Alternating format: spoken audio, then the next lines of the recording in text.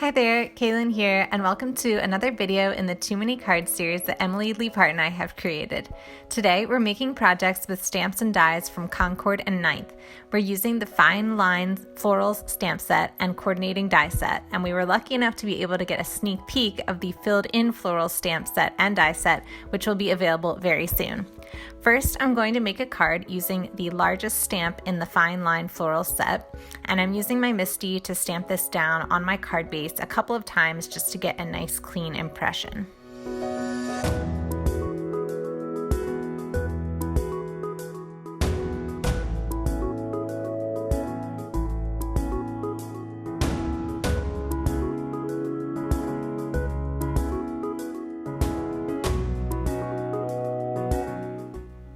Next, I'm going to use the stamp that coordinates with the largest flower in that main cluster, and I'm using some Kepner ink in the shade Aquatini.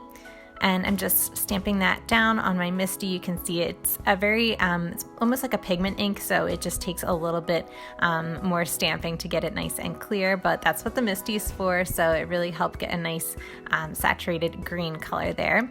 So for the next flower in the cluster, I'm going to be using the Lime Ricky color, also from Kepner. I wanted to go for more of a blue and green color palette on this card since I'm so used to using warmer colors, so I just wanted to mix things up a bit. For the last flower, I'm using the shade Something Borrowed.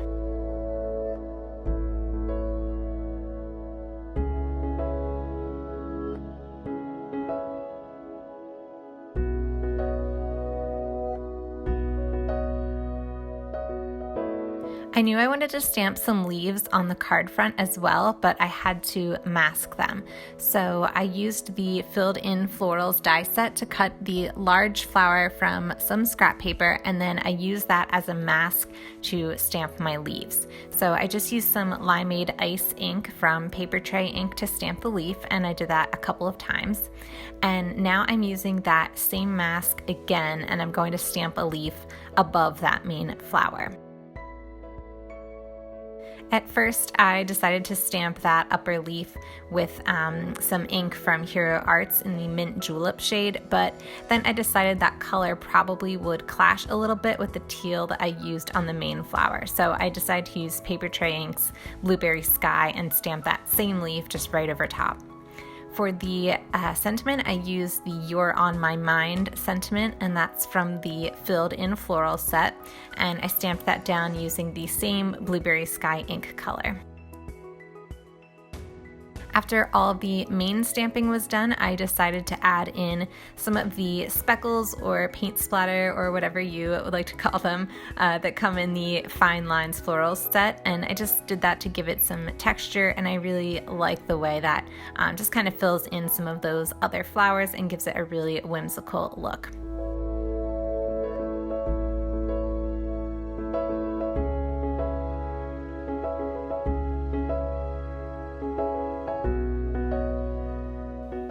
I also wanted to make the centers of the flowers pop a little bit, so I used my Nouveau crystal drops and added glitter to the center of each flower.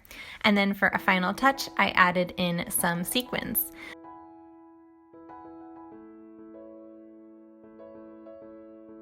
So that finishes off this first card, but I have a couple of other projects in this video, so keep on watching.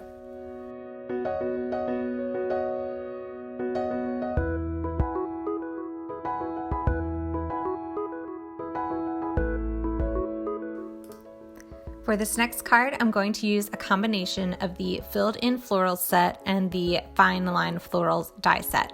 I'm starting off with a piece of watercolor paper that I cut down to fit a card front because I'm going to be doing some ink smushing. So I'm starting out with the largest flower in the set, and then I'm inking it up with some Worn Lipstick Distress ink, and then I just added a few touches of the Picked Raspberry Distress ink to the sides. Now I'm taking my spray bottle and spraying some water directly onto the inked stamp and sort of mixing the ink around with my finger a little bit. And then I'm going to lay the stamp down and just press my watercolor paper right on top of it. And this creates a really nice watercolor effect. And you definitely won't get the fine detail of the stamp, but for this technique, I'm just trying to get the main outline of the stamp, and then we'll fill in the details with the die cuts later. So I'm just repeating that same step using some spiced marmalade distress ink. And then I'm going to repeat it again with another flower, and I'm going to be using a yellow ink that is mustard seed from Tim Holtz.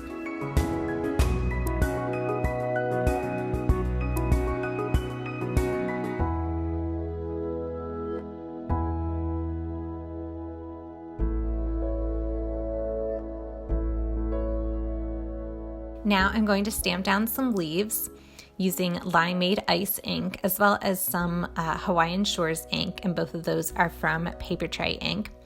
I just really love the way that the blue color lays over the green color and that they just look nice layered on top of each other.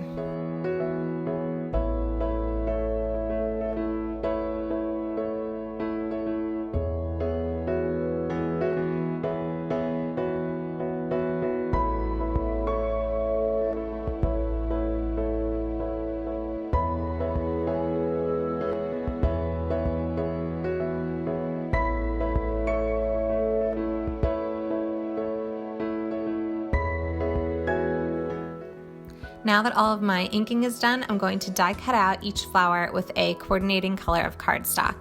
I decided to only die cut out a few pieces, that way some of the watercoloring can stand on its own, because I think that's what makes the design look really unique.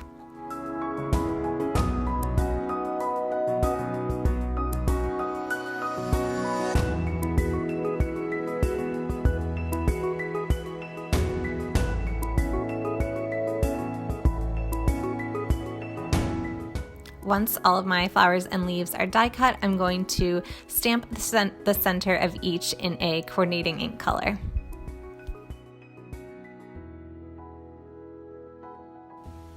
For my sentiment, I'm going to use the die from the Fine Line Florals die set that coordinates with the Hello Darling Friend sentiment.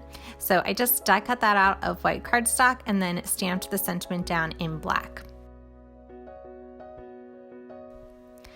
At this point, I thought the card needed a little bit more yellow in it, so I used the same mask that I had used earlier on the previous card, and I did the same watercoloring stamping technique just using some mustard seed ink. And I just think that that really filled in the bouquet nicely and just added that other piece of yellow that I felt like it was missing.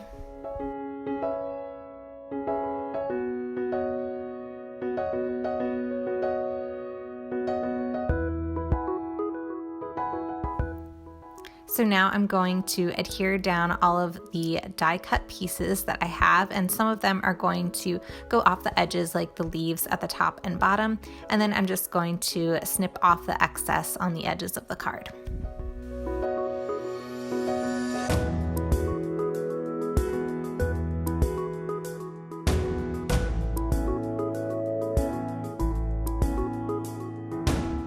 And I wanted my sentiment to be popped off of the card, so I trimmed some foam squares in half just to make them nice and small, and I adhered them to my sentiment that way.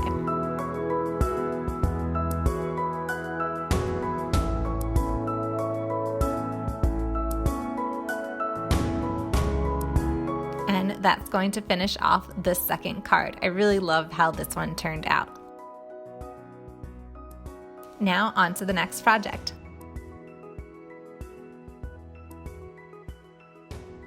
For my last project, I'm going to make a simple floral bookmark.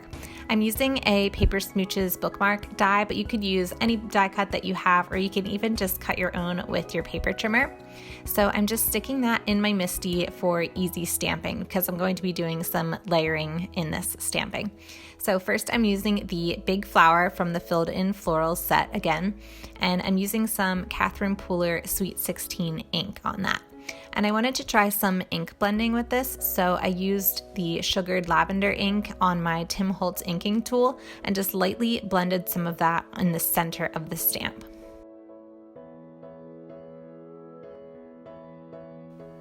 I was really happy with how that turned out, but decided I wanted it to be just a little bit darker, so I repeated that step again.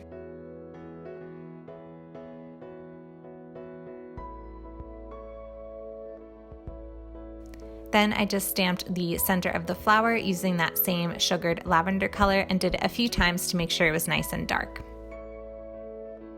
I then repeated the same steps on this smaller flower, first stamping it in the lighter purple and then doing some ink blending in the darker purple to create that nice layered effect.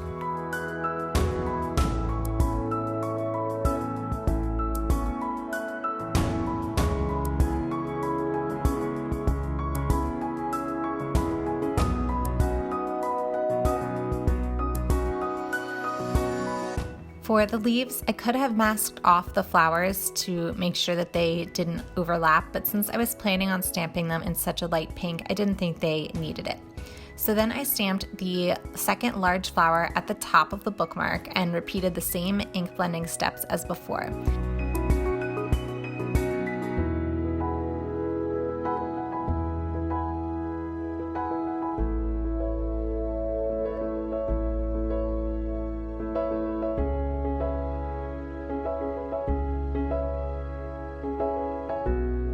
I added a couple more leaves using spun sugar ink from Tim Holtz, and then I decided to add a stamp from the Fine Line Florals over top of that small flower in the middle, and I immediately regretted it. So you'll see how I fixed that later. But next I stamped the sentiment from Fine Line Florals, which says, "Flowers are always a good idea," and I did that twice. But then next, to fix that flower that I didn't really like, I just decided to stamp the flower I previously had on a piece of white cardstock and then used the coordinating die to trim it out. Then all I had to do was just adhere it right on top of where that darker flower was and then just trimmed off the excess on the side, and now it's good as new. To finish off the bookmark, I just tied a piece of white ribbon around the top and then trimmed it with my scissors, and that's going to finish off the project. Thank you so much for watching, and be sure to check out Emily's video to see how she used these stamps and dies in her projects. And don't forget to read the description box below to find out how you can win one of 2 $25 gift cards to Concord and 9th. Just so you know, I'm going to be taking a little bit of a hiatus from this video series to spend more time with my family and to focus on my illustration career. But I have enjoyed it so incredibly much and can't thank Emily enough for being an amazing crafting partner and friend. And thank you for watching our videos, supporting us, liking them, and crafting along with us. It's been so much fun, and I will definitely see you again soon.